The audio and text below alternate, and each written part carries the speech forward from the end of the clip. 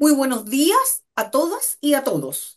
En nombre del Instituto Interuniversitario de Investigación Educativa IESED Chile, su dirección general, su dirección académica y las coordinaciones de área, les damos la más cordial bienvenida a esta nuestra tercera sesión correspondiente al séptimo taller de formación avanzada denominado Importancia de la investigación y sugerencias generales para publicar resultados investigativos.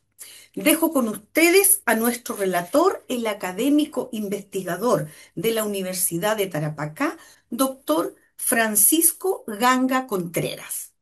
Como siempre, excelente presentación, profesora, y muchas gracias. Un gusto de estar nuevamente con ustedes.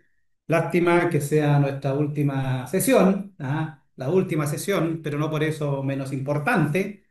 Creo que hemos cumplido bien con los objetivos propuestos. En la primera sesión desarrollamos en profundidad conceptos que tienen que ver con la relevancia, la trascendencia de la investigación en la sociedad del conocimiento, de tal manera de no dejar ninguna duda de por qué nos dedicamos a la investigación, por qué es relevante para nuestras universidades, para nuestros países, tomar una acción, no solo declaración, porque también decíamos, hoy en día todas las universidades se definen como instituciones complejas, pero la verdad que mirando los datos que yo también le presenté, son pocas las universidades que podrían declararse objetivamente como universidades complejas. Porque para ser universidades complejas no basta solo con hacer docencia, no basta solo con hacer gestión. Es importante tener en el centro de su misión, en el centro de su actuación, en el centro de su perspectiva y mirada estratégica el tema de la investigación. Y concluíamos que esto es un imperativo porque la docencia y la investigación son dos caras de la misma moneda que tienen que estar claramente unidas. Después, en la segunda sesión, estuvimos hablando sobre las revistas científicas, por qué eran relevantes como dispositivos, como instrumento para difundir nuestras investigaciones. Y aclaramos que hay diferencias en términos de lo que es el concepto de difusión versus el concepto de divulgación. Y que ambos conceptos son necesarios desde el punto de vista del rol, del papel que desempeñan las universidades. Pero para poder hacer divulgación, primero tengo que hacer difusión. O sea, yo no puedo hacer divulgación si no tengo nada que divulgar. Y para eso es como intentar hacer una casa desde el techo, ¿verdad? Primero tengo que hacer un radier ojalá sea sólido y de recién a ello puedo empezar a edificar la casa. Esa base está dada, ¿cierto?, por las investigaciones que hacen nuestros colegas, nuestros investigadores. Y la manera como damos a conocer esas investigaciones es justamente a través de las revistas científicas. Y hoy vamos a hablar de algunas recomendaciones de carácter general para publicar artículos académicos.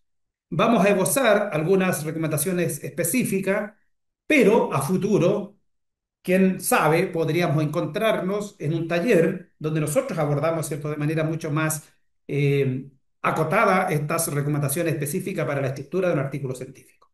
Vamos a tener, ¿cierto?, con esta última sesión, la base, los sustentos. Yo creo que esto es súper importante porque muchas veces la gente se desespera y dice, yo quiero publicar, pero es relevante que se entienda cuál es el trasfondo, el peso de lo que significa la publicación de una revista científica. Entonces vamos a hablar de recomendaciones generales. Y esta lámina ustedes ya la vieron, solo para recordar que hoy estamos prácticamente en el lado derecho de la lámina, donde el imperativo es publicar frecuentemente. Ya no es solo publicar en revistas de impacto o morir. Hoy día es importante publicar frecuentemente a la luz de los datos que yo les entregaba. Y también un poco recordando, hice yo esta especie de editorial para una revista que es Latin Catálogo.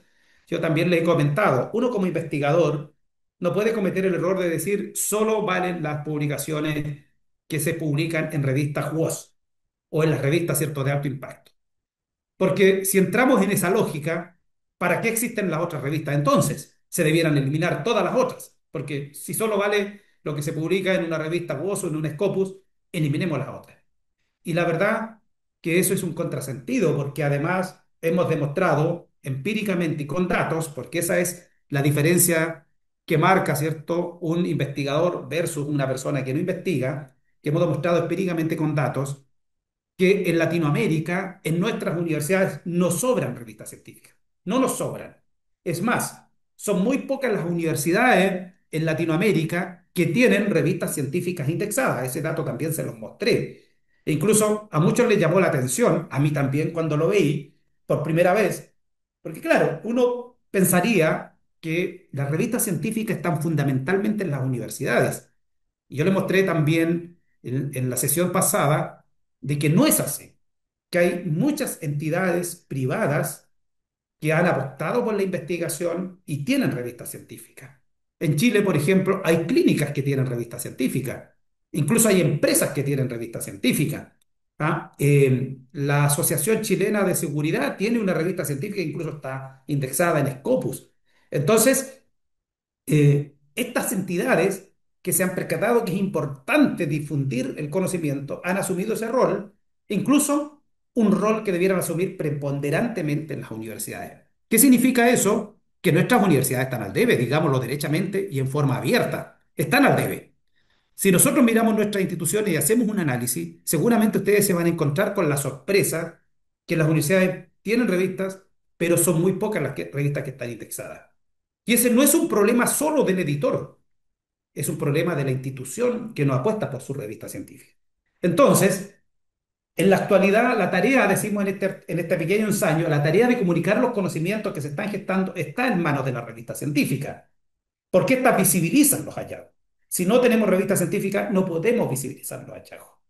Entonces, tenemos que apoyar nuestra revista científica. Ustedes, como colegas, como académicos, tienen que presionar para que sus autoridades efectivamente entiendan que las revistas científicas son relevantes y no son algo secundario. También le he comentado en mis conversaciones que de pronto tengo con los rectores. Algunos dicen, no, nosotros no apoyamos la revista científica porque ya hay muchas revistas científicas. ¿Y para qué voy a incurrir en ese caso? No entienden que es una decisión estratégica, no entienden que es una posibilidad también de poder desde el punto de vista de pararse de igual a igual con instituciones que sí tienen revistas científicas y que apuestan, ¿cierto?, por esa difusión del conocimiento. La revista de divulgación, insisto, es una etapa que debiera venir a posteriori. Cuando ya tenemos investigación y tenemos muchas investigaciones, ahora las queremos dar a conocer en un lenguaje más vulgar, más ordinario, vale una revista de divulgación. Y el problema, que también lo decíamos, y ahora lo decimos aquí en este artículo, en este editorial, que a pesar de que es tan relevante y tan importante la investigación a nivel global, nuestra querida Latinoamérica sigue corriendo los últimos vagones de este vertiginoso tren. Mirando los datos, artículos publicados en revistas indexadas en la base de datos, aquí tengo el dato del 2020, esto no ha cambiado mucho, ha aumentado un poco, pero proporcionalmente el dato se mantiene. Quise colocar este dato porque es lo que está publicado. Hay 4.829.000, de los cuales el 4% son de Latinoamérica, en circunstancias que nosotros tenemos más del 8% de la población mundial. Por lo tanto, son útiles estas recomendaciones para correr la barrera, para mover la aguja, como digo yo, para mover la aguja. Pocos países han tomado la decisión de mover esta aguja.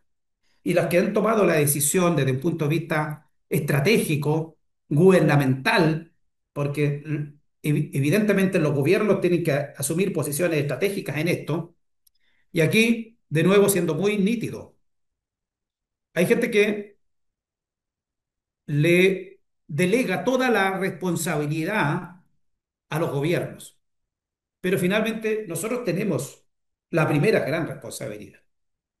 Es el mundo académico el que tiene que presionar a los gobiernos para que apuesten por estas cosas relevantes para el país.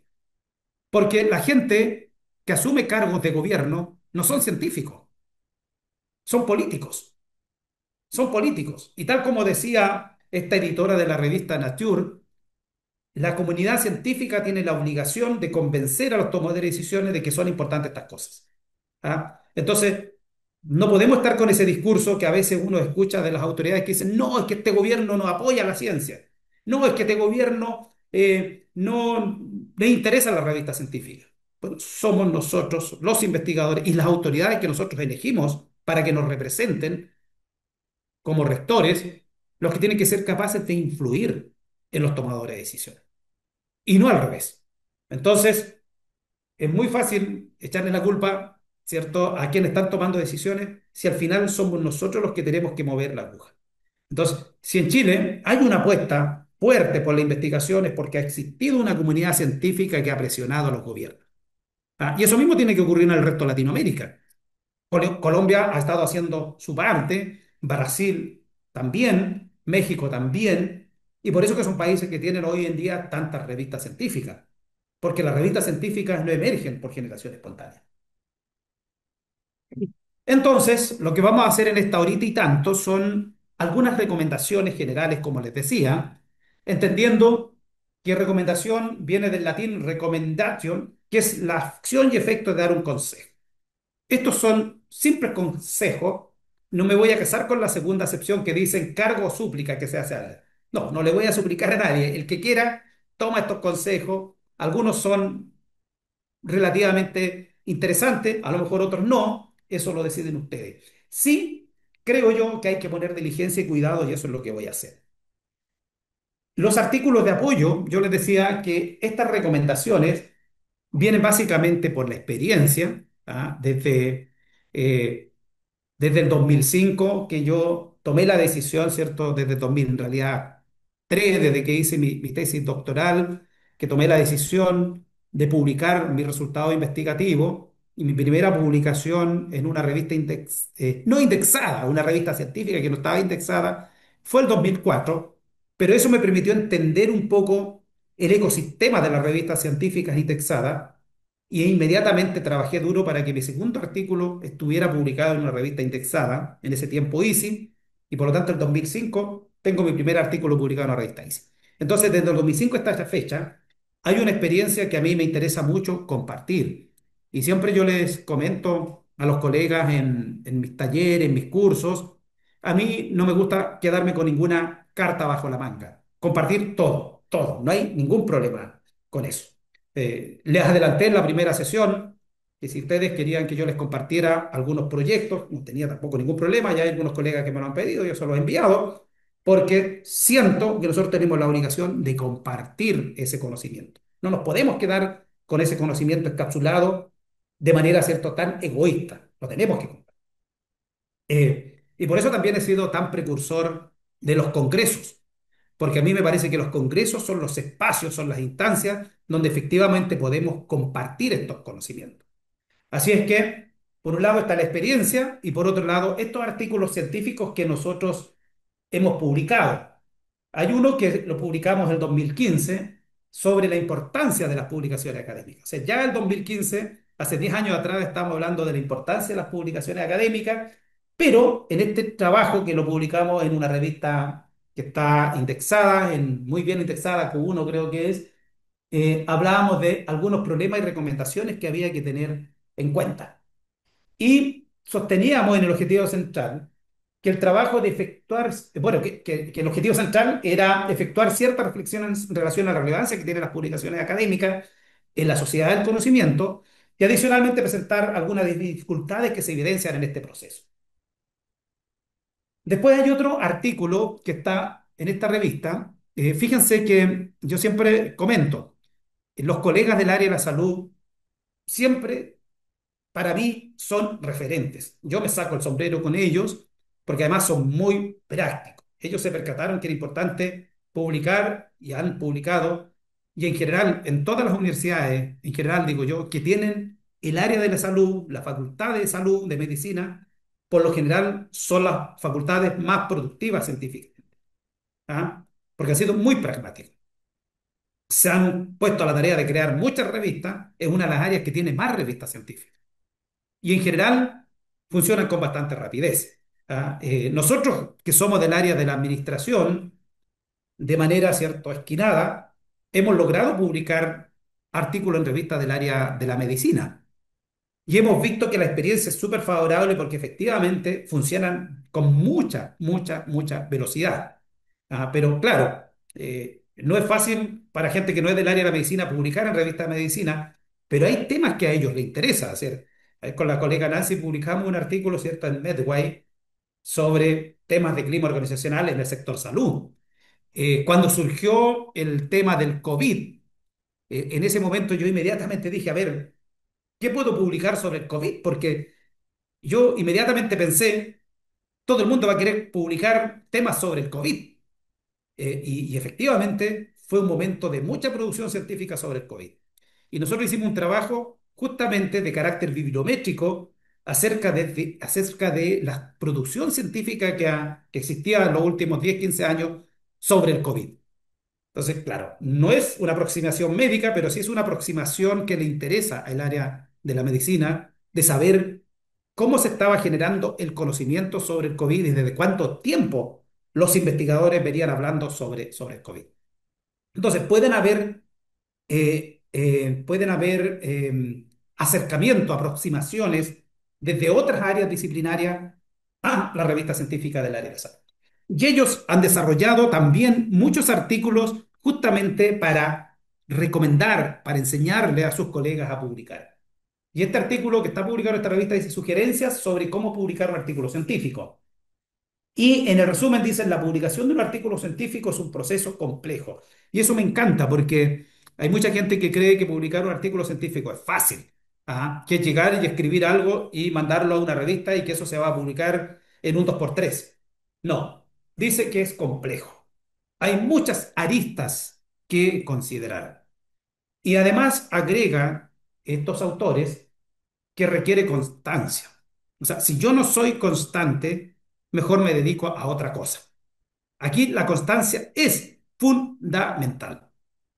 Por eso que yo también les decía en la primera sesión, los que se dedican a la investigación tienen que tener pasión por la investigación. ¿Ah? De tal manera que esa pasión se traduzca en algo que a ti te genera satisfacción. No puede ser un peso para ti.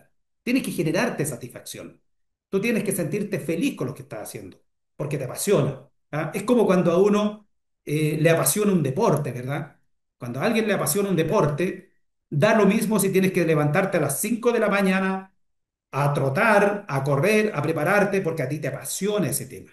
Y lo haces. Independiente que esté lloviendo o no lloviendo, tú lo haces igual porque te apasiona. Bueno, la investigación tiene que ser similar. Si a ti no te apasiona la investigación, mejor dedícate al deporte o a otra cosa que te apasione. Pero aquí es importante la pasión porque se requiere constancia y además disciplina. Disciplina. Finalmente uno se transforma en un discípulo. ¿Ah? El discípulo es el que se disciplina. Discípulo de la ciencia, incluso discípulo de un referente. ¿Ah? Discípulo de un referente. Ser discípulo de un referente significa mucha disciplina, porque normalmente los referentes no caminan, ni siquiera trotan, corren. Y yo digo, quiero estar al lado de ese referente, quiero ser ese discípulo de ese referente. Bueno, puede tener que correr al lado de él, porque normalmente los referentes a los cuales yo quiero ser un discípulo son personas, ¿cierto?, que tienen la pasión y se mueven muy rápidamente. Está este que también, si ustedes se fijan, de la revista Psiquiatría Biológica, dice cómo escribir un artículo científico por primera vez. Y ellos dicen, en el resumen, la escritura científica tiene su complejidad. Se insiste en este concepto, la complejidad y también sus peculiaridades, sus particularidades. La buena noticia de esto, la buena noticia de esto, y me gusta mucho este artículo por eso, que dice que no es una habilidad innata. Entonces, yo siempre he pensado, no es como escribir un poema, porque, claro, para escribir un poema tú necesitas cierta habilidad innata, requieres de ciertas sensibilidades que son como naturales. De lo contrario, no te sale bien un poema, ni aunque lo intentes. ¿Ah? Entonces, eso sí se requiere algo de que sea propio tuyo, innato. Esto no es innato. ¿Qué significa eso? Que yo, si me apasiona, yo puedo desarrollar esa habilidad. Pero requiere, dice, de tiempo, pero también de esfuerzo. Insisten en eso. Es decir, que la destreza puede desarrollarse comenzando, por ejemplo, por entender, comprender lo que es la estructura de un artículo científico. Y este otro artículo, que también es nuestro, que complementa el anterior, importancia de las publicaciones, tiene que ver con los factores implicados en la publicación científica, una revisión crítica. Uno de los primeros artículos que yo armé sobre esto, la verdad que se me ocurrió en un curso de doctorado. Entonces yo hacía un taller sobre metodología de la investigación y los estudiantes de esa época del doctorado me preguntaban mucho, ¿y para qué sirve la investigación? Bueno, la publicación científica y todo eso, y le explicaba un poco ello. Y había mucha gente que me empezaba a preguntar sobre esto, y de pronto se me ocurrió que podríamos armar con parte de los estudiantes un artículo sobre cómo escribir un artículo científico. Y ahí surgió este que se publicó en la revista Ingeniare de la Universidad de Tarapacá, donde hablamos, ¿cierto?, de que un artículo apto para ser publicado precisa dar cuenta de los nuevos adelantos en distintas áreas del conocimiento, pero tiene que ser fruto de una minuciosa labor de búsqueda, consulta, exhaustiva revisión bibliográfica y, por supuesto, cuidar las normas gramaticales y también la redacción. Y por último, ahí tienen varios artículos para revisar, colegas. Este trabajo que me gusta mucho, a pesar de que es del 2013, cómo publicar artículos de gestión en salud en revistas de gerencia de impacto, porque nos da un dato que, eh, que creo que es relevante. Bueno, igual coloca énfasis en lo que yo acabo de señalar. No es un proceso simple, al contrario, es un proceso largo y desgastante que en muchos casos no termina en éxito. ¿Ah? A veces también uno coloca todas las fichas en el artículo y luego de 6, 7, 8, 9, 10 meses, finalmente el artículo no se te publica. Entonces, hay que estar dispuesto a que eso ocurra. Y yo también les comentaba en la primera sesión, eso significa que yo tengo que tener varias fichas. No puedo apostar por una sola ficha. Porque si apuesto por una sola ficha y digo, esta es mi mejor carta y este artículo lo voy a publicar en una voz y coloco todo el énfasis solo en eso y fracaso, fracaso al 100%. Tengo que poner varias fichas en funcionamiento. Y en este artículo ellos dan cuenta de una realidad que yo la he constatado también empíricamente. En general, ellos hicieron una investigación, dijeron, a ver, queremos saber qué pasa con los artículos científicos que se envían a la revista. Y llegaron a determinar que solo se aprueba para publicación final un 5,6% de los artículos. Con esto también yo le estoy demostrando que se puede publicar sobre cualquier cosa en la medida que aporta el conocimiento. ¿Ah? Porque alguien podría decir, ¿cómo se va a publicar un artículo científico que explique cómo hacer un artículo científico? Claro, alguien podría hacer esa pregunta, ¿ah? Es como loco. Pero sí, hay muchos artículos científicos que explican cómo hacer un artículo científico.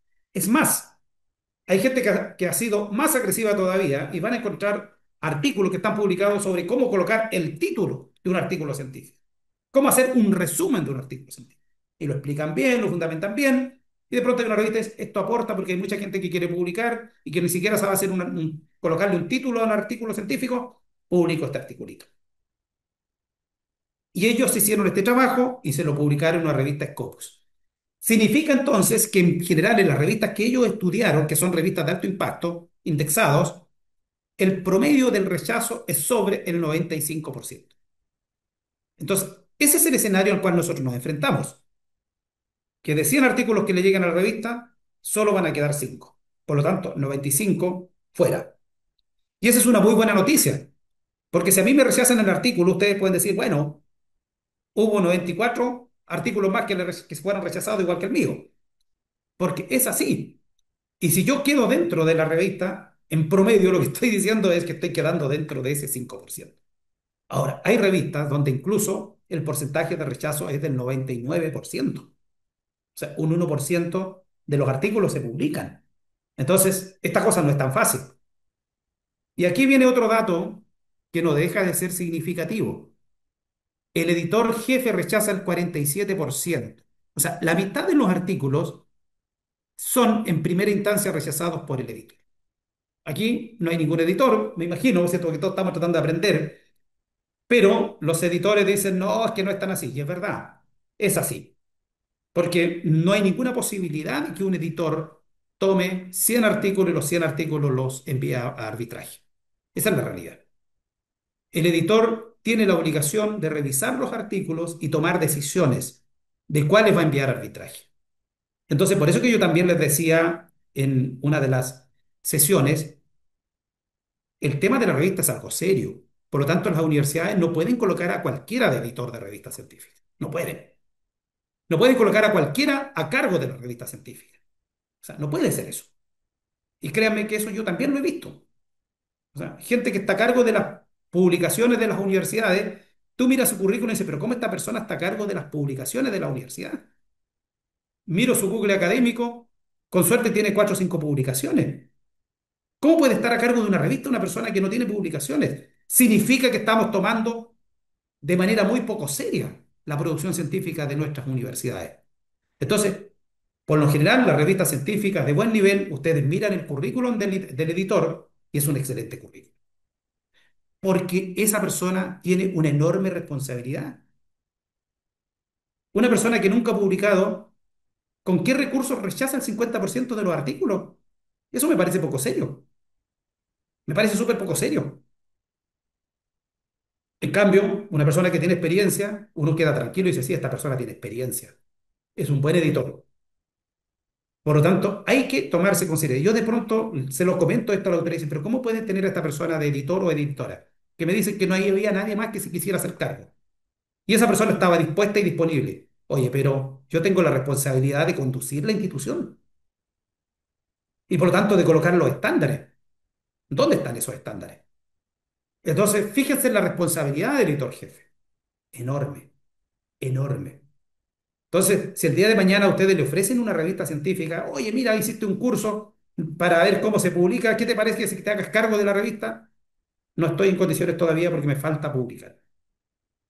Ahora, si yo tengo 10, 15, 20 publicaciones, yo puedo decir, sí, tengo mis publicaciones, tengo en Scopus, tengo en WOS, esta revista está en Cielo, también tengo publicaciones en Cielo, perfecto. Siento que tengo las condiciones como para poder asumir la edición de esa revista. Sí. ¿Qué puedo hacer en el intertanto? Participar en eventos donde se congregan los editores, porque tenemos que conocer a los editores, saber lo que piensan, saber lo que quieren, saber lo que están proyectando. Por eso es que desde el primer día yo les decía, traten de venir al Congreso de Revista Científica que se va a hacer en octubre en Santiago. Es una excelente inversión que ustedes pueden hacer si se quieren dedicar seriamente a la investigación científica. Una excelente inversión porque van a entender la lógica de las revistas científicas, pero además ustedes se van a conectar con esos editores.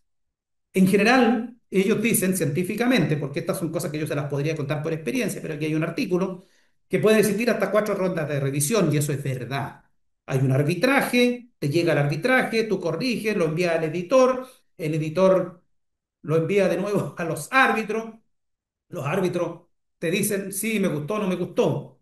Y ahí uno tiene que entender también muy bien la lógica de la revista científica. Y por eso que es tan importante lo que les voy a decir después. Trabajar en equipo con gente con experiencia. Gente con experiencia sabe, por ejemplo, que hay revistas que tienen 3 arbitrajes, 3 árbitros. Y cada árbitro emite su veredicto de manera separada. Y no siempre coinciden los 3 arbitrajes. Es casi imposible que coincidan los 3 arbitrajes. Por lo general son distintos. La experiencia a mí me ha llevado, por ejemplo, tuve una experiencia larguísima que es la más emblemática de las experiencias largas. Tuvimos casi 2 años con el artículo porque era de 3 evaluaciones. Una evaluación muy buena, una segunda regular y una tercera que decía que el artículo no servía para nada. Y el editor tomaba las 3 arbitrajes y me los despachaba.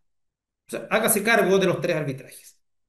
O sea, si dejar contento a una persona es difícil 2. Imagínense dejar contento a 3 personas. Es re difícil. Y para hacerle corta la anécdota, empezamos nosotros a mandar, volver, y de pronto, el tercero, el que rechazaba el artículo, dice, el artículo por fin puede estar en condiciones de ser publicado. Por lo tanto, yo recomendaría que ahora, luego de todos los cambios, el artículo se publique. Y el árbitro uno, que lo había aceptado originalmente como un excelente artículo, envía su veredicto y dice, con el pasar de los tiempos, este artículo ha empeorado significativamente y a hoy día parece una especie de collage raro que nadie entiende. Entonces yo dije, ¿qué hago ahora? Porque si el primero lo encontraba fantástico y ahora lo está rechazando, y en estas condiciones yo rechazo el artículo, porque está muy enredado. Y el otro estaba contento. Y el del medio se mantenía ahí más o menos en la misma posición. Entonces, en ese momento, yo no me quedó otra que escribirle a la editora, era una editora, y le dije, estimada editora, aquí estamos en una aporía. ¿Ah?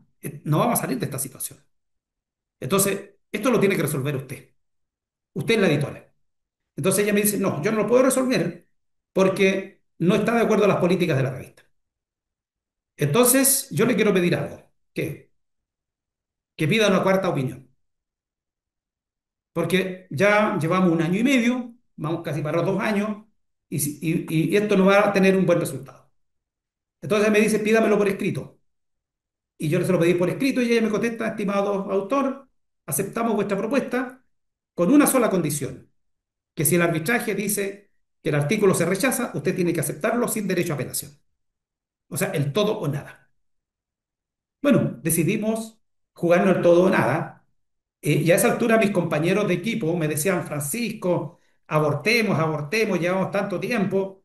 Pero yo les decía, lo que pasa es que cuando tú ya has invertido 6 meses, 7 meses, comenzar de nuevo es perder mucho tiempo porque vuelves a correr el riesgo de que entres en la misma dinámica. Bueno, al final el artículo fue aceptado. ¿Ah? Tuvimos, comillas, la suerte de que el cuarto árbitro dijera que le parecía muy bien. Le tuvieron que mandar las 3 versiones que teníamos ya más o menos, y él aceptó una versión que estaba por el medio. Y me parece que la mejor versión de las 3 es esta que está en medio. Entonces, esa es una experiencia que se las quiero comentar porque se van a encontrar con ese lado extremo, donde yo por general prefiero revistas donde el editor hace un resumen de los arbitrajes. Eso es lo que yo prefiero. No, no toma los 2 arbitrajes o los 3 arbitrajes y te los envía, hace un resumen. Y tú contestas al editor. Y por lo tanto le contestas a una sola persona. Y el editor dice, ok, ahora sí responde a este resumen que yo hice de los 3 arbitrajes. Las dos modalidades existen. Editores que hacen resumen o editores que simplemente hacen el primer corte y después les transfieren a ustedes los arbitrajes. Bueno, y miren, la primera ronda de revisión solo la pasa el 10%. Cuando yo les decía, hay 3 alternativas que tiene el evaluador, publicado sin modificaciones, que por lo general no ocurre nunca, publicado con ligeras modificaciones, publicado con profundas modificaciones y la cuarta opción, rechazado. Mientras la X no esté en el rechazado, ustedes tienen que perseverar porque las posibilidades pueden existir. Entonces, en esa posición hay un 10% que pasa. O sea, la mortandad es grande también, colegas. Grande. Y lo triste de esto, que hay un 15,5% de gente que le llegó la evaluación, no fue rechazado, pero cuando a ti te llega la evaluación, a veces las evaluaciones son muy duras y mucha gente se deprime. Entonces, esto no es para deprimirse. No es para deprimirse, simplemente esto es para mejorar. Y yo no me puedo deprimir porque alguien me diga, mira, este artículo no sirve para nada, la metodología está pésima, hay una ortografía que es horrible, pero igual, si se mejora, el artículo podría publicarse. Eso es lo que vale. Y tú empezarás a modificar, a mejorar y a enviar versiones mejoradas. Entonces, no hay que estar en este 15%, colegas, por ningún motivo. Aunque me llegue una evaluación muy dura, si no está rechazado, fantástico. Ahora, si me está rechazado, tampoco. Y también yo les decía, a veces te rechazan un artículo, tú lo mejoras un poco y lo puedes volver a publicar. Y como yo les decía, parte de lo que yo les comento tiene que ver con mi experiencia. Yo he tenido artículos que han sido rechazados en una revista Cielo y yo digo, bueno, ¿qué pasa si mejoro un poco y lo mando a un Scopus y resulta que de un Scopus ha sido aprobado? Entonces, porque finalmente los que evalúan son seres humanos y los seres humanos podemos ser más o menos rigurosos o más o menos flexibles, pero en general son evaluadores que tienen experiencia. A veces, evaluadores que tienen poca experiencia son más difíciles que evaluadores con mucha experiencia, porque cuando el evaluador tiene poca experiencia, dice, qué bueno que me mandaron a evaluar este artículo, le voy a poner todo el color posible. Y claro, se dedican tanto y que quieren mostrar un aura de riguroso y te envían una evaluación durísima. A veces, muchas veces cosas no tienen tanto sentido, pero como tiene poca experiencia el evaluador y quiere quedar muy bien con la revista, tú recibes una evaluación extremadamente dura. Y cuando los evaluadores tienen ya mucha experiencia y saben, son, también tienden a ser mucho más ponderados. Eso también ocurre y se van a encontrar con esa realidad. Por eso que cuando hay colegas que están comenzando y me dicen, mire, profesor, me mandaron este artículo para evaluarlo, ¿cómo cree usted que tiene que ser mi aproximación? Yo digo, lo más ponderada posible. No creas que con una evaluación te vas a ganar el premio Nobel. No te vas a ganar el premio Nobel. Entonces tienes que ser ponderado y tienes que pensar que al otro lado hay un colega que va a recibir esa evaluación. Ahora, si el artículo tiene problemas de fondo, no se logra demostrar dónde sacó los datos, la bibliografía es anticuada, por supuesto, siente con la libertad de rechazarlo. No hay ningún problema con eso. Pero siempre ser empático pensando de que quien va a recibir la evaluación es una persona como tú. Miren, y el tiempo de respuesta en la primera ronda es de hasta 85 días. Por eso que yo les digo, si estamos hablando de casi 90 días y existen hasta 4 rondas, estamos hablando de que un promedio, una revisión de un artículo desde que llega a la revista, con las salvedades que yo le he comentado, de que hay revistas hoy en día que se han especializado mucho y han logrado tiempos de respuesta breves, 3 meses, incluso de un mes, y son revistas rigurosas. Pero en promedio uno tiene que pensar, sobre todo que en revistas en español son de aproximadamente un año y medio. Y si la revista en español es Scopus, ese es el tiempo. No hay otro tiempo. Entonces, se los comento también porque muchas veces los colegas, por la falta de experiencia, al mes y medio me empiezan a presionar y me dicen, profesor, ¿y qué pasa con la revista? Que no contesta, que no contesta. Y yo le digo, tranquilo, paciencia. Porque tampoco se trata que tú te transformes en una especie de aguijón de los editores. No. Porque eso también a los editores les molesta que tú a cada rato, oye, ¿qué pasa con el artículo? Profesor, recuerde que esto tiene un tiempo y ha pasado solamente 2 meses, han pasado solo 3 meses. Entonces, esta súper, hiper, de pronto, desesperación que nos genera, también está demostrando mi falta de experiencia en la producción científica. Ahora, si yo lo envío a revistas en inglés, efectivamente las revistas en inglés en general, y sobre todo si son revistas que tienen APC, son revistas que funcionan mucho más rápido. Hay varias razones por eso. Bueno, vamos entonces a ver, este artículo se lo recomiendo mucho porque es uno de los últimos que publicamos el 2022, donde hicimos un ejercicio súper simple en este artículo. Decidimos ubicar 4 revistas científicas, WOS, Scopus, Cielo y Latindeck, y trabajamos con los editores respecto de las razones principales por las cuales se rechazan los artículos. Y eso lo llevamos a porcentaje. Y si ustedes miran, hay muchos problemas en hacer introducciones. Prácticamente ellos dicen todos los artículos rechazados es porque la gente no sabe hacer una introducción. Ahora, insisto, no es que sea lo fundamental, o sea, no es porque tengas una mala introducción te van a rechazar te van a rechazar el artículo, pero el artículo parte con la introducción. Entonces, si tú comienzas con una introducción mala, el editor asume si el autor no es capaz de hacer una buena introducción, ¿cómo será el resto del artículo? Entonces, por lo general ellos dicen, mira, prácticamente la mayoría de los artículos se rechaza porque nosotros miramos la introducción y son introducciones que la gente no sabe hacer una introducción. Hay componentes que tienen que tener una introducción. Entonces, a veces son introducciones extremadamente largas, introducciones que no van al punto, introducciones de 2, 3 páginas, son una locura. A veces son introducciones de media página. No, hay ciertos estándares que uno tiene que observar cuando hace una introducción. Fundamentos teóricos también es muy fuerte e incluso la parte metodológica. ¿Te fijan? Esos 3 elementos son como claves. Es como lo que miran los editores. Voy a la instrucción. Está bien la instrucción. Voy a ver los fundamentos teóricos para saber si el tipo se maneja o la tipa se maneja en los temas y después voy a la metodología. Mire, y con eso ya como que los editores dicen, este artículo va por buen camino. También colocan mucho énfasis en las conclusiones. Los editores nos decían, mira, en general los autores no saben hacer conclusiones. Pero ahí están, se fijan, esos cuatro elementos son como los que más énfasis. Entonces, yo asumo, poniéndome en el rol de editor, que el editor recibe el artículo, que no tiene tiempo para leer 100 artículos, yo también quiero ser objetivo con eso. Si a mí me llegan 100 artículos, tendré capacidad para leer los 100 artículos. Si ustedes le preguntan al editor, le van a decir que sí, sí, yo leo los 100 artículos. Bueno, los editores también son investigadores, entonces leerte 100 artículos es una locura. Lo que yo creo, van a la introducción, dicen, fantástica la introducción, está muy buena, voy a ver cómo están los fundamentos teóricos, está excelente, voy a echarle una miradita a, a la metodología, una metodología sólida, voy a las conclusiones, está fantástico, perfecto, este artículo vale la pena. Y ahí a lo mejor lee el artículo completo. Pero si ocurre al revés, voy a la introducción, está horrible, voy a la metodología, no salva a nadie, tenemos otra conclusión pésima, para afuera. Y ahí está el 50%. Por eso que es tan relevante centrarse en los cuatro elementos. Ahora, eso no significa que si ustedes dicen, entonces por mi próximo artículo yo me voy a preocupar solo de la introducción, solo los fundamentos teóricos de la metodología, el resto no importa que sea un desastre. No, porque si el editor encuentra que esas partes están buenas, va a leer el artículo completo. Si encuentra que están malas, lo va a eliminar. O sea, no van a tener tiempo de jugar siquiera.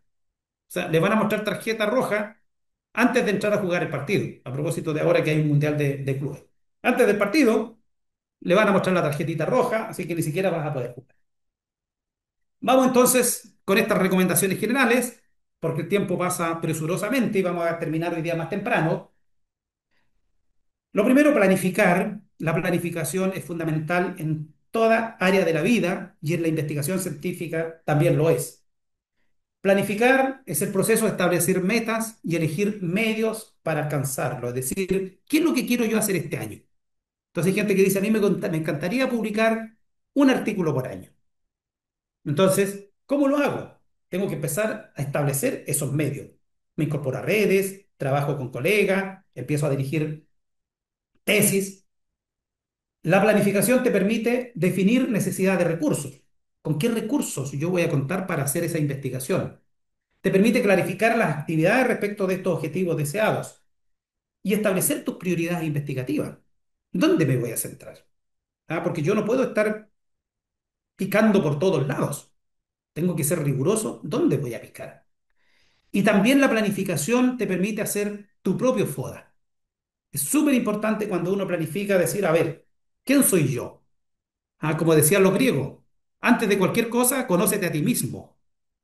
Conócete a ti mismo. ¿Quién eres tú? Entonces, ¿qué fortalezas tengo? A ver, yo me manejo bien en los fundamentos teóricos. ¿Qué oportunidades tengo? Hay revistas que pueden publicar sobre los temas que yo trabajo.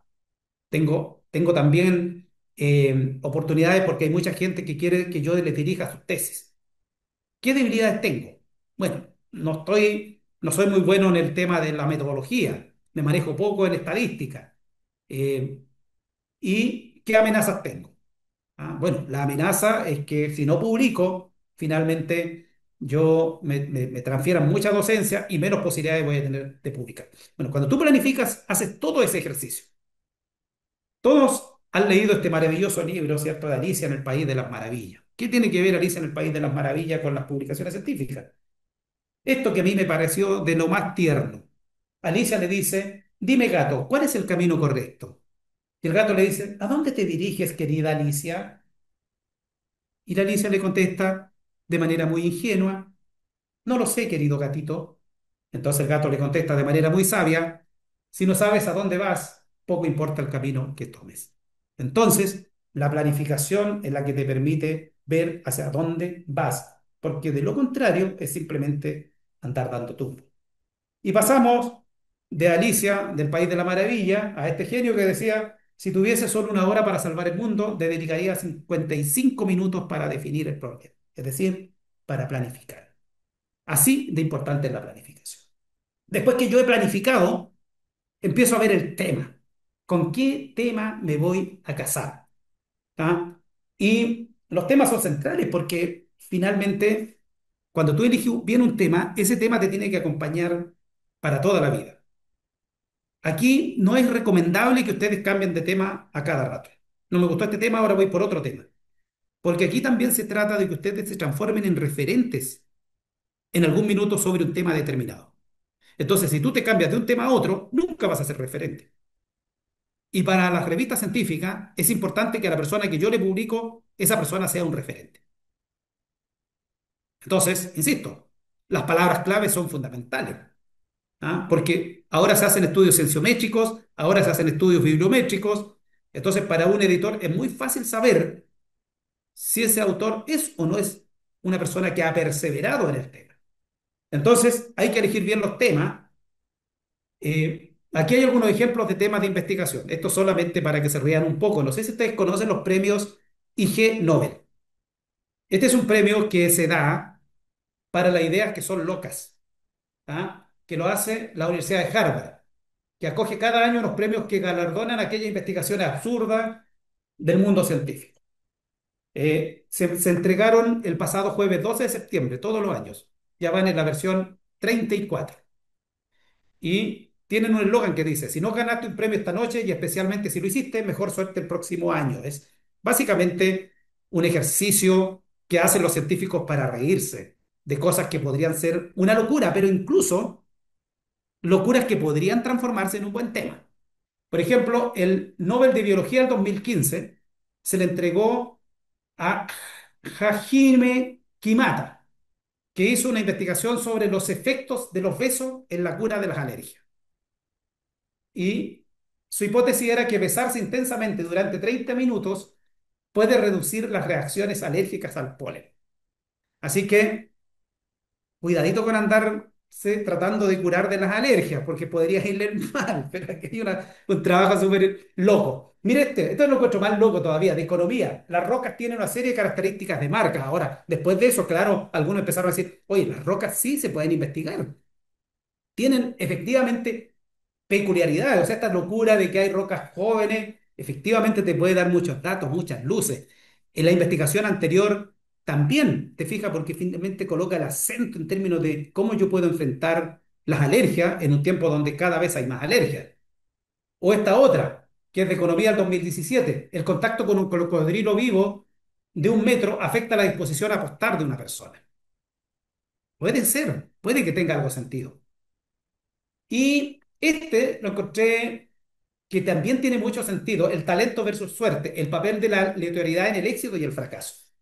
Entonces, ellos dicen que fueron capaces de mostrar que si bien es verdad que cierto grado de talento es necesario para tener éxito en la vida, casi nunca los más talentosos alcanzan los niveles más altos de éxito, siendo superadas muchas veces por personas mediocres, pero muy afortunadas.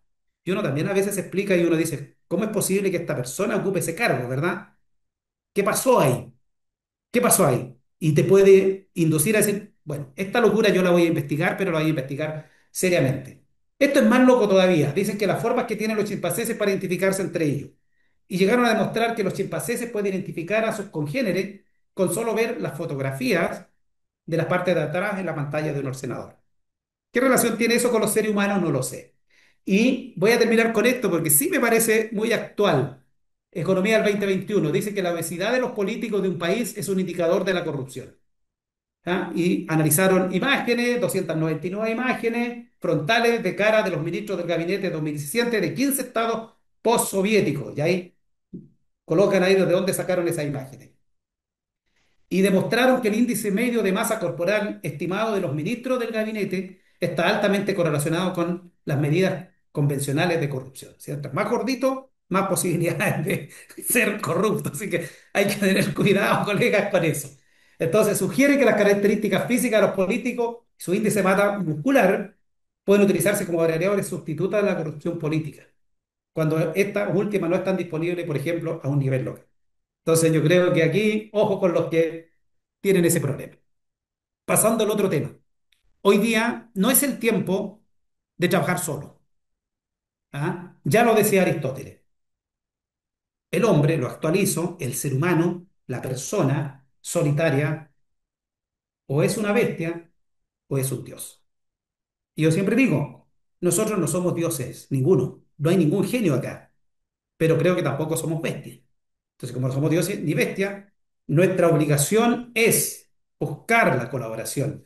Y eso es lo que está pasando últimamente. Cada vez los autores únicos empiezan a quedar estancados y lo que se busca es la colaboración. Aquí hay un artículo que dice publicar o perecer y habla acerca justamente de la cantidad de artículos que hoy día están siendo, eh, que tienen como autores más de una persona. Y si ustedes se fijan en ese gráfico, el año 2007, los artículos de una autoría, que antes eran más bien la norma, de que la gente tendría a publicar solo, fueron superados, ¿cierto?, por los artículos colaborativos. Y esto también tiene que ver mucho con las redes de colaboración. ¿Ah? Redes de colaboración. Cuando tú trabajas en red, generas sinergia. Se aprovechan, se maximizan las cualidades de cada uno de los elementos de la red. ¿Ah? Este artículo es de Narváez Ruiz, que habla justamente de la importancia en la actualidad de pertenecer a redes de trabajo. Nosotros tenemos una red dentro de los colegas que nos dedicamos a la investigación en gobernanza universitaria. Y es una red que está compuesta por colegas de Iberoamérica. Prácticamente estamos en toda Iberoamérica, incluido España. Nos falta Portugal, pero prácticamente hay investigadores de toda nuestra querida Latinoamérica. Y esta red ha sido espectacular en términos de apoyarnos mutuamente, de apoyar nuestras investigaciones. De hecho, ahora estamos armando un proyecto justamente para postular a fondos que nos permitan movilidad, que nos permitan apoyar a los colegas que todavía no pueden viajar, viajar y encontrarse con otros colegas y fomentamos la investigación colaborativa. Inicialmente en una red solo de gobernanza universitaria, hoy día la hemos transformado en una red de gobernanza de entidades educativas porque nos dimos cuenta que el problema de la gobernanza universitaria también era un problema de las entidades intermedias y también de los colegios y los liceos. Este artículo que fue publicado en MedWeb habla sobre la coautoría y las redes de colaboración científica y dice que la colaboración científica entre los investigadores es uno de los aspectos más importantes en la evolución de la ciencia. No hay que tenerle miedo a la colaboración. Presupone un aumento en la calidad de los estudios que se realizan. Entonces, ellos demuestran aquí en este artículo que cuando hay colaboración, los artículos tienden a ser de mejor calidad. Cuando esa colaboración se hace en equipo, donde la gente tiene roles y esos equipos están afiatados, a su vez determina un incremento también en la atracción de las citas. Si nosotros miramos a la gente del área de las ciencias sociales, a la gente del área de las ciencias tradicionales, más o física, astronomía, y nos comparamos en términos de citas, no tenemos ninguna posibilidad de poder compararnos. Ninguna. ¿Por qué? Primero porque hay una práctica que está en las políticas de la revista del área de ciencias sociales, que a mí me parece que hay que combatir, que es la restricción a la cantidad de autores. En la revista científica del área de las ciencias sociales, en general, admiten como máximo 4 autores. Incluso hay revistas que son más papistas todavía, que exigen como máximo 3 autores, que eso a mí me parece una locura. Eso afecta la calidad de nuestra investigación porque no podemos hacer investigaciones comparadas. Si nosotros quisiéramos hacer investigaciones, por ejemplo, en nuestra red comparada con los otros países, no podemos porque nuestro equipo de investigación no pueden ser más 3, 4 autores. Eso tiene que cambiar porque en realidad la revista lo que tiene que asegurarse es que los artículos sean de calidad. Porque si yo hago un artículo de mala calidad y coloco 20 autores, hay que rechazarlo porque 20 autores no pueden hacer un artículo de mala calidad. Pero si yo hago un artículo de altísima calidad y tiene 3.530 autores, como es el artículo que tiene más autores que yo he encontrado, un artículo de física, tiene 3.520 autores. O sea, perdón, 5.000 autores. O sea, tiene más páginas de autores que del artículo mismo. Y está publicado en una revista científica. Cuando Medway dice que los artículos de coautoría, colaboración tienen más posibilidad de ser cita, por supuesto que sí. Si yo tengo un artículo con 5.000 autores, potencialmente tengo en forma automática 5.000 citas, porque basta con que uno de esos autores escriba otro artículo y cite eso, tengo potencialmente 5.000 citas. Si la revista tiene como máximo 3 autores, la potencialidad inmediata de tener citas son 3, no más que eso. Por lo tanto, hasta en eso competimos de manera desigual. Y ese es un problema, porque después cuando las universidades nos miden, no tienen escalas distintas. No tienen escalas distintas. La escala es exactamente la misma.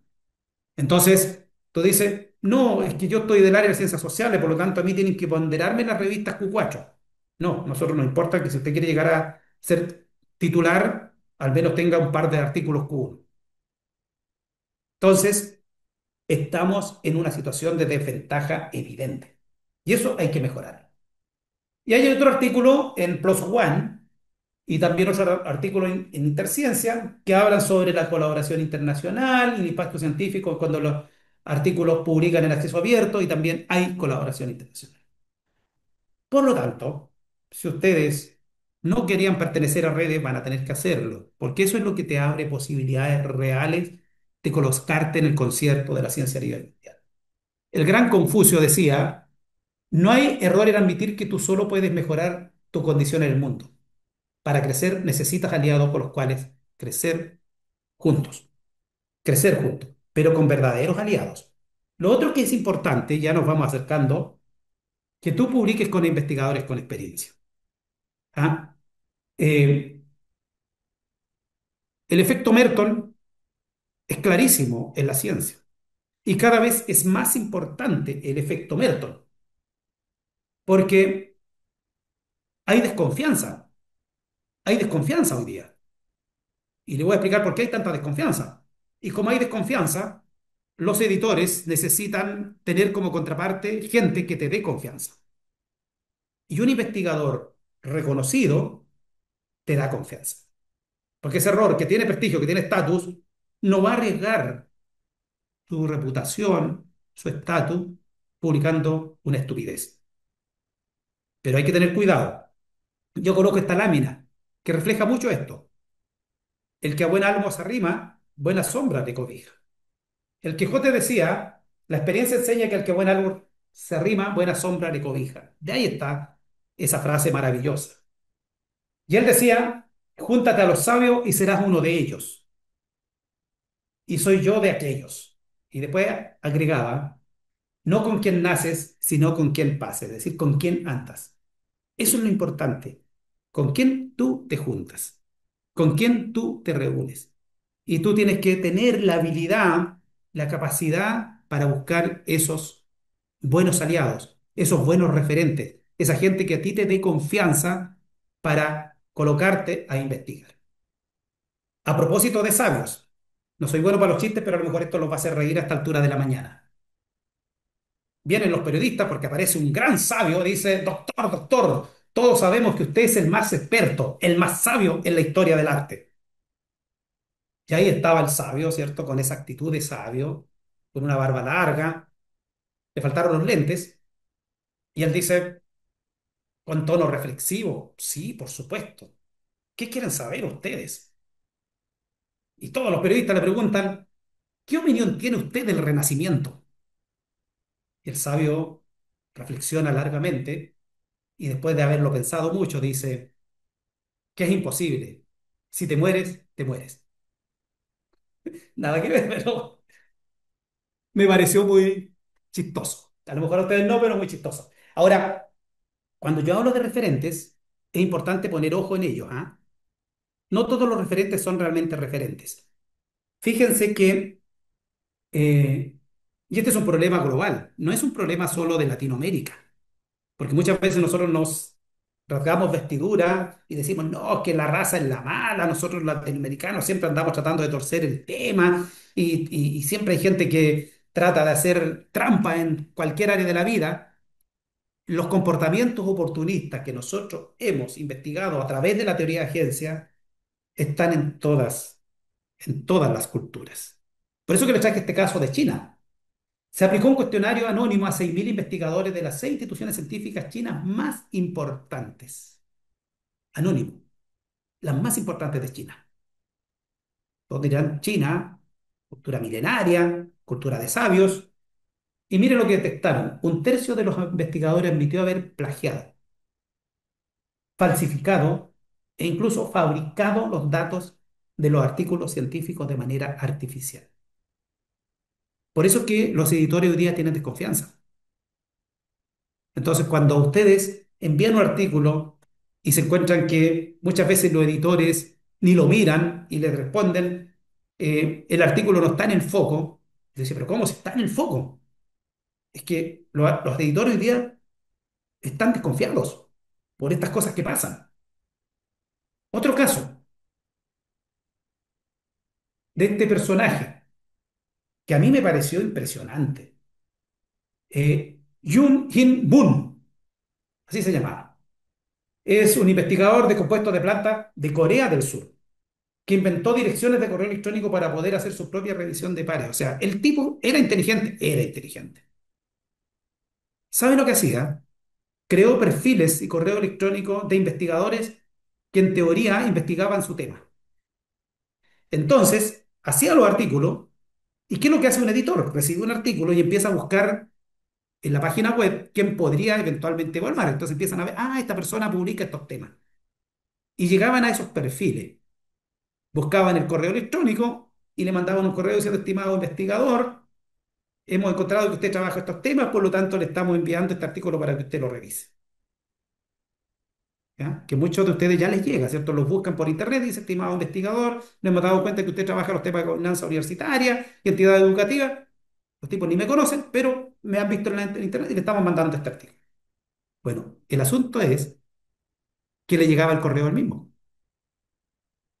porque él había creado los perfiles y había creado los correos. Entonces este personaje publicaba como loco, porque él evaluaba rápido y publicaba muy rápidamente. Otro caso impresionante.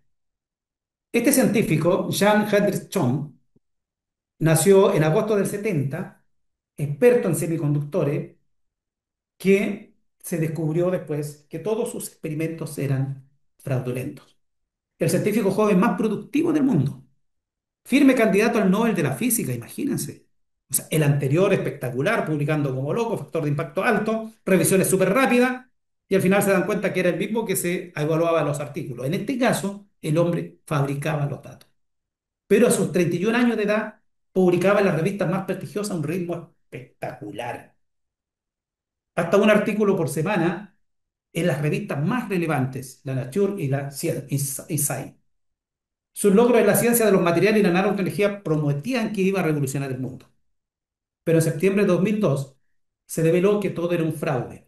Se hizo una auditoría en el laboratorio y se determinó que todos los datos que él usaba en los artículos eran inventados.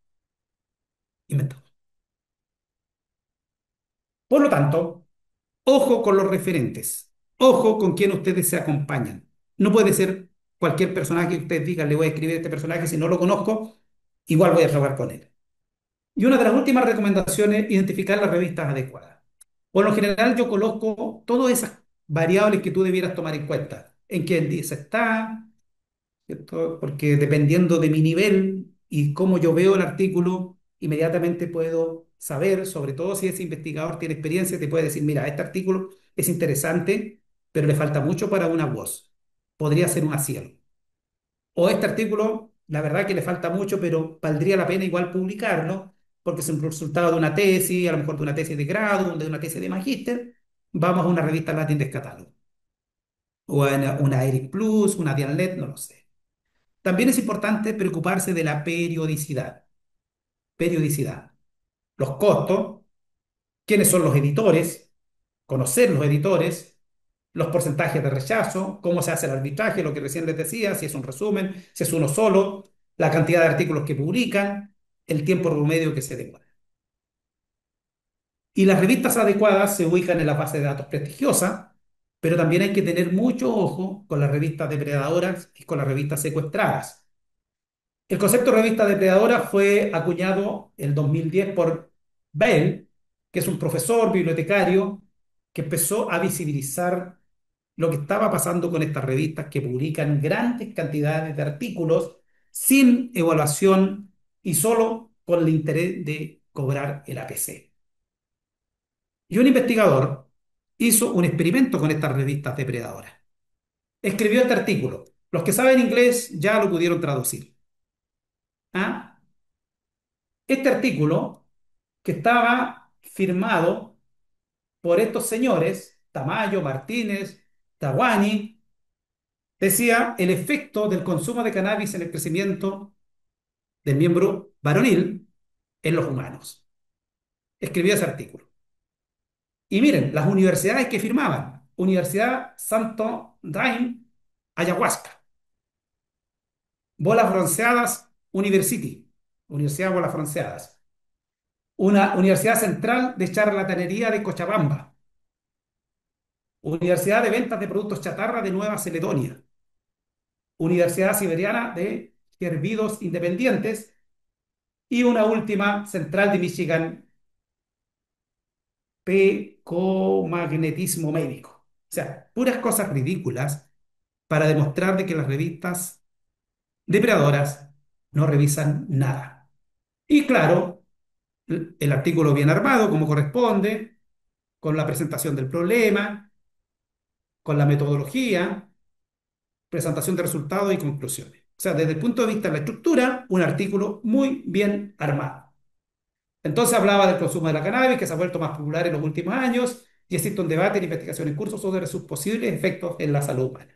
Y después explica una metodología que es súper ridícula, porque dice que utiliza una encuesta, una muestra de 10.000 hombres de entre 18 y 35 años, que informaron sobre su consumo de la cannabis y sus percepciones sobre el cambio del crecimiento de su miembro.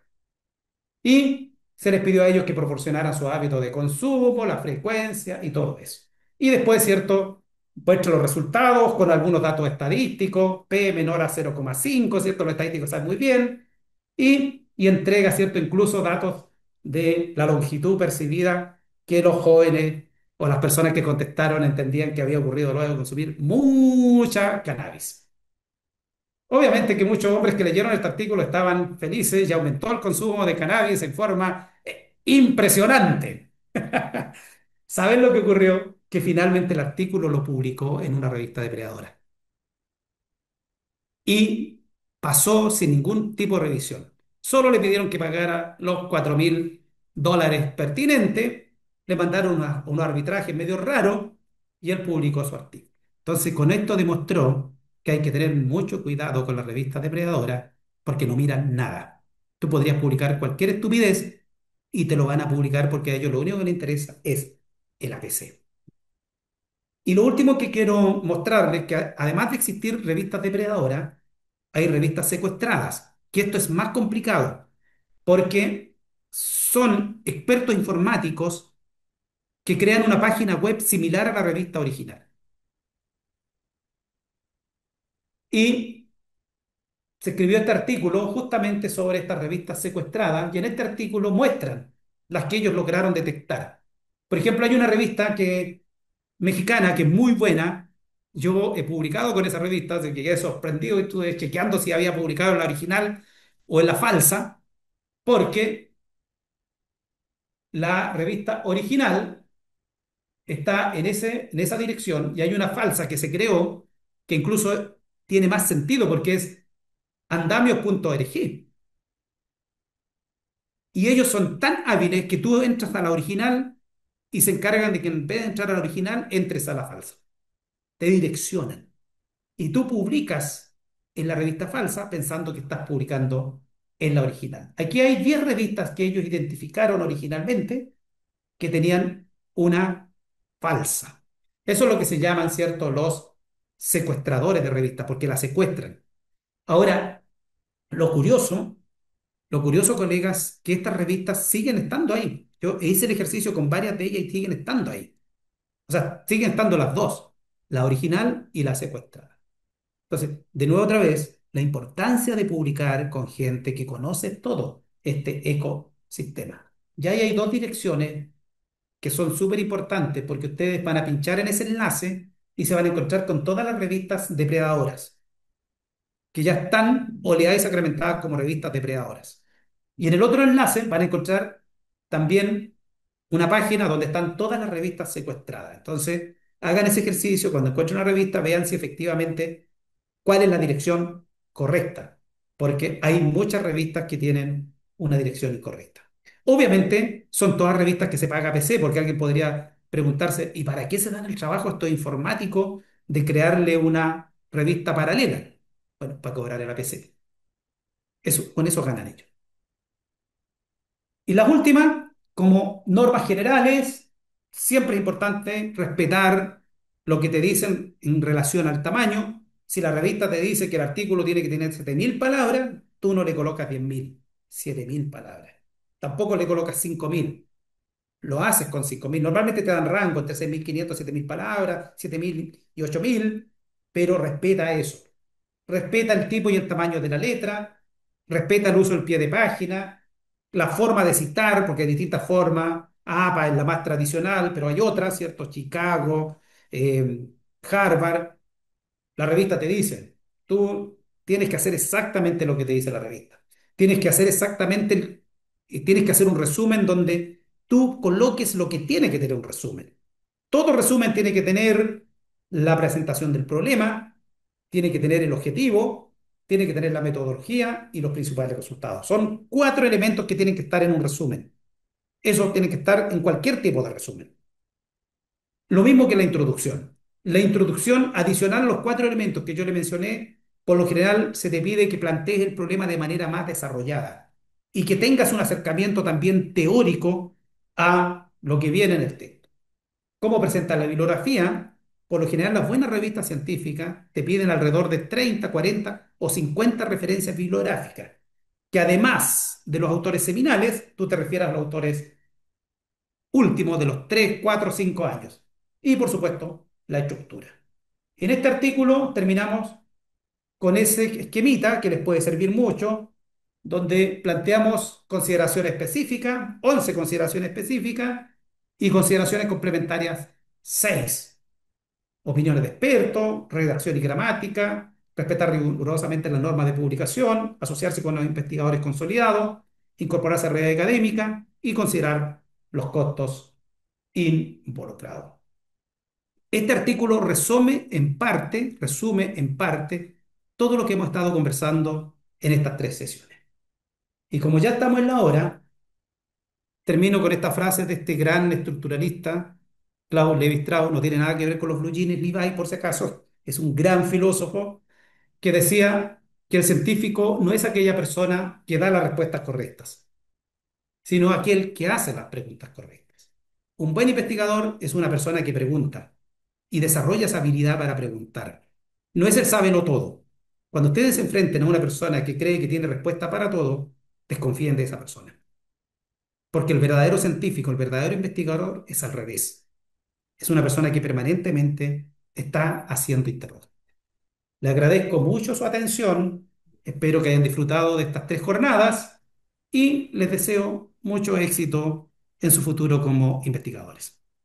Muchas gracias también, profesora, por la Benedicto, invitación. ahora quisiera, por favor, dar un espacio para consultas, preguntas a nuestro relator.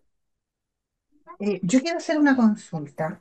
Siempre el tema es la revista. ¿A qué revista envío mi publicación? Porque hoy día las revistas se están demorando muchísimo.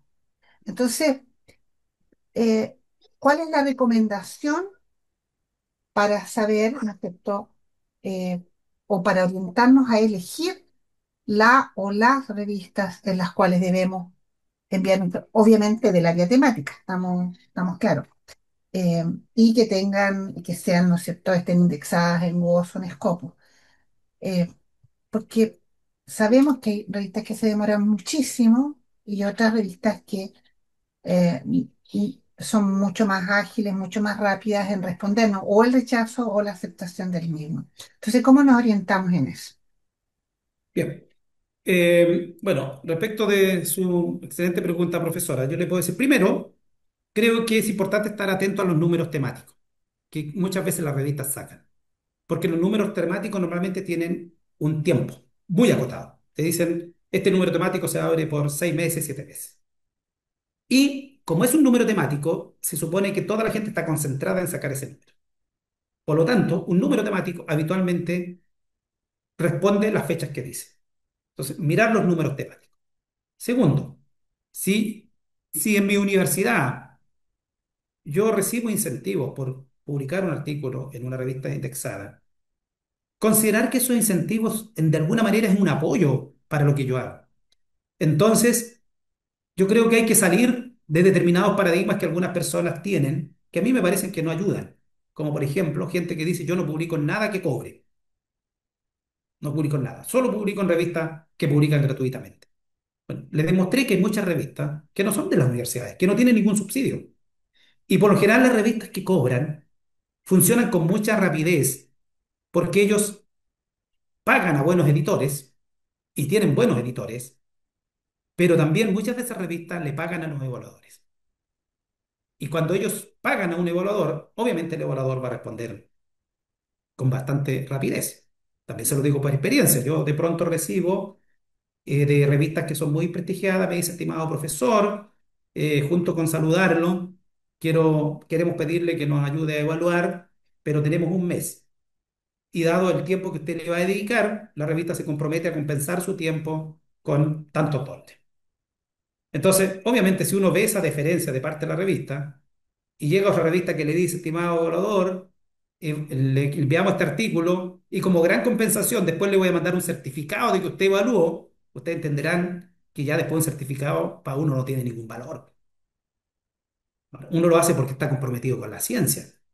Pero por lo general, esas evaluaciones que a mí me llegan de manera ad honorem, por lo general también te dan mucho tiempo. Te dice, profesor, tiene 6 meses para evaluar con calma el artículo.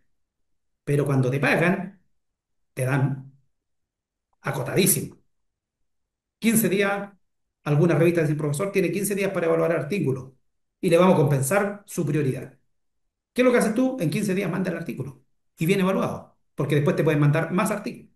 Y habitualmente te mandan más artículos. Tú no puedes llegar y hacer una tontera, porque el editor va a decir, mira, le mandé a este compadre para que evalúe el artículo, contestó cualquier lecera, se ganó los dólares, pero nunca más le mandamos. Nunca más. Entonces, también el evaluador se esfuerza.